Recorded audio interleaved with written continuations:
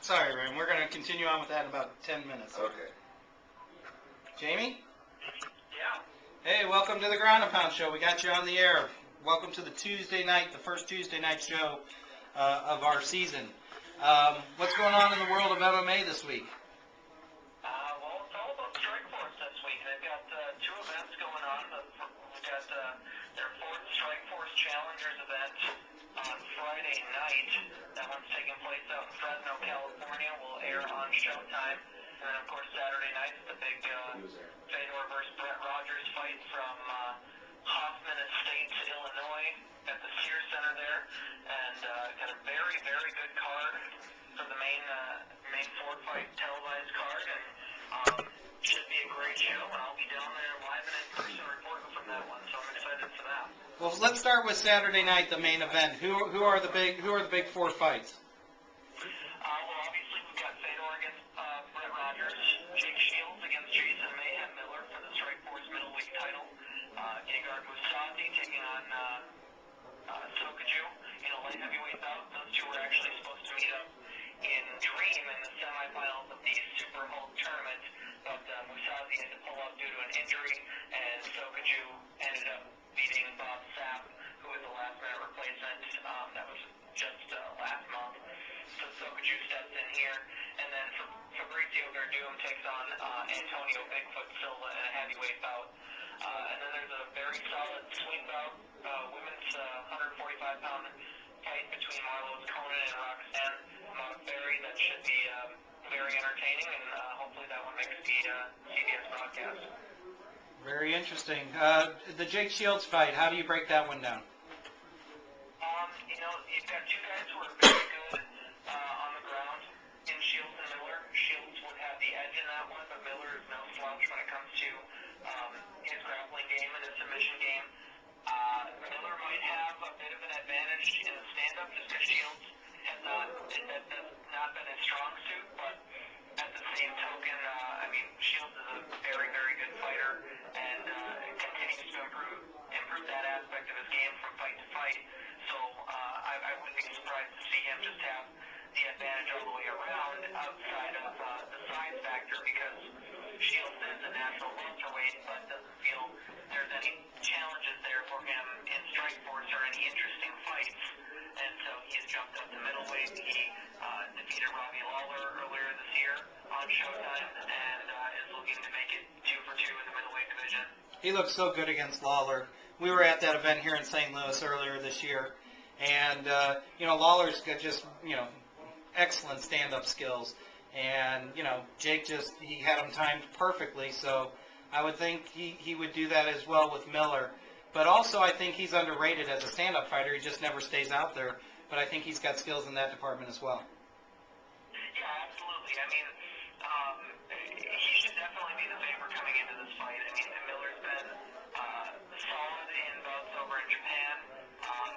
He is known more for his personality and his elaborate entrances into fights out in Japan than he is for having major success in the sport. But at the same time, you can't just completely write him off, even against a guy like Jake Shields. But the thing with this main card is that all four fights, at least betting odds-wise, the way that the Las Vegas odds are set, for the four main fights, four guys are clearly favored. You've got Fedor, Shields, Mousasi, Verdum. They're all favored in those bouts, some by heavy margins. Whether or not that is,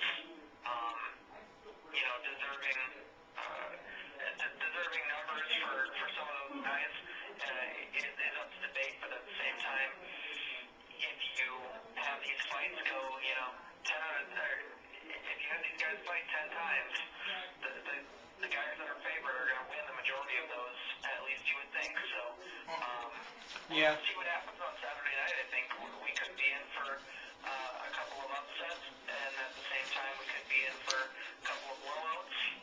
Really, you just don't know what's going to happen, and it should be a very good show for Strikeforce. I don't know that they've helped this event enough. I don't think that they've done a great job on CBS.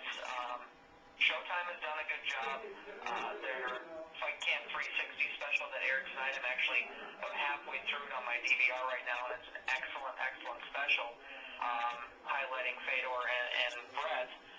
But CBS, I feel they've really dropped the ball in the promotion for this, and I don't know that Strikeforce themselves have done enough outside of just hyping it through, the MMA media.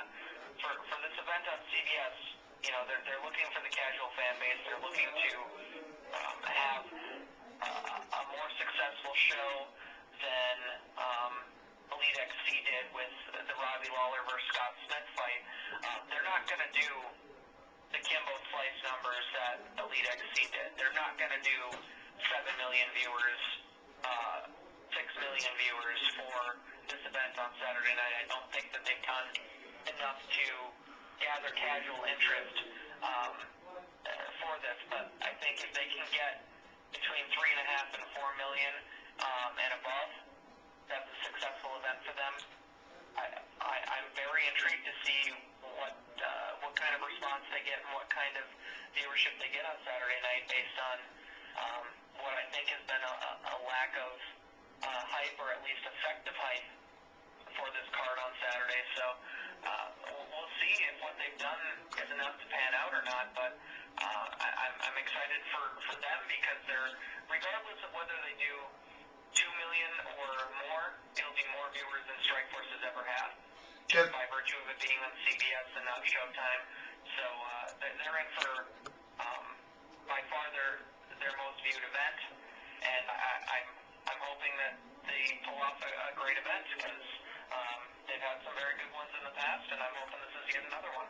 Yeah, Jamie, this is Jim. That's what I was going to say, is that I think they've really dropped the ball on the promotional end. I mean, I barely heard anything about it. I pay attention to MMA all the time, with this show and training guys and doing promotions myself, and I've not heard a whole ton about it either. I think they think it's just Fedor's going to bring people in, and I don't think he's a big enough name other than to the mainstream fans. And I'm gonna come right out here and say if they hit $2.5 million, I'll probably kiss your ass next week, because I don't think they 2.5 million viewers. I don't think they will.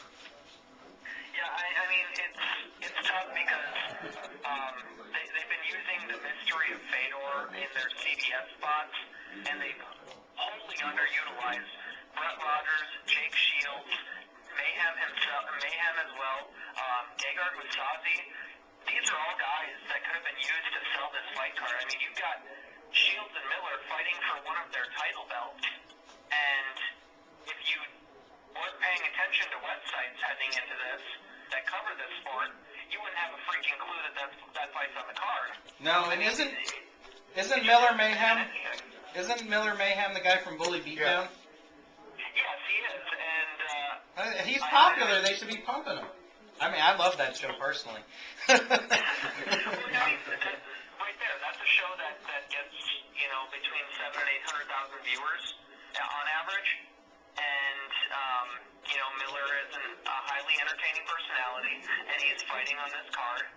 And if you weren't watching, or if you haven't been following MMA websites, you wouldn't have a clue that fight's even on the card. I didn't know it. Anyone outside of Fedor and Brett Rogers is on this card. Yeah, I think they've really blown it. I think they had a chance to open it up wide open and try and make a run at putting a little bit of a dent into the UFC, and they've absolutely blown it. And I really don't know why. I mean, I cannot figure out for the life of me why they didn't really hype it in a better way, and it's baffling to me. Anything on Friday night we should be looking out for, Jamie? Friday night's got some good fights. The main event especially is George Gurgel's second fight with Strikeforce, and it's against Billy Evangelista, who fought on another Challengers card as well. He fought on the first one and lost by DQ due to what was called a knee to the head of Mike Aina, who was down on his knee. But the replays clearly showed that it hit him in the body. It was a bad stoppage, a bad DQ. He had that overturned, so he's still an undefeated fighter. And Gurgel had a highly entertaining bout